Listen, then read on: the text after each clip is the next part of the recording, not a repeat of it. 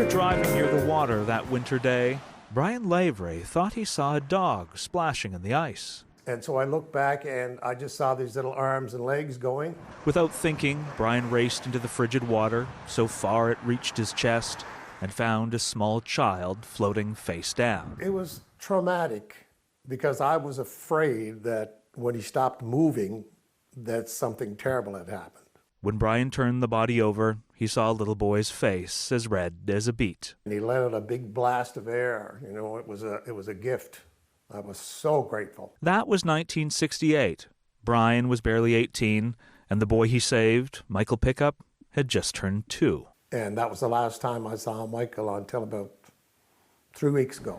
Until the now grown-up Michael came across this old newspaper article about the day he was the child saved from drowning, and realized this was far more than just a story about him being an adventurous toddler. And I think it was just that hit of, okay, had it not been for this guy, I'd be dead. I wouldn't be here today. So Michael started searching for Brian online from BC before finding him in Nova Scotia and then flying across the country so they could meet each other for the first time in 56 years. It was like we had known each other without knowing each other. It was moving. Yeah, it was really quite lovely. Well, Brian had received multiple thank you letters from Michael's family at the time, calling him brave and a miracle.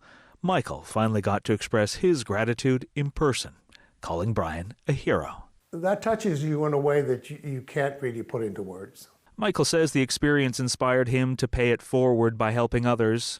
Along with working as BC's Auditor General, he was recently recognized with the King's Coronation Medal for outstanding public service. This is my second chance, and I'm going to make the best of it. Well, Brian says he ended up saving 2 other people from drowning over the years, teaching him that life is precious. You can't live in the past, you can't live in the future, you only have the present. So cherish it, Brian says, and always help others do the same. Adam Sawatsky, CTV News. The Sawatsky Sign-Off, brought to you by 1-800-GOT-JUNK. They make junk disappear. All you have to do is point.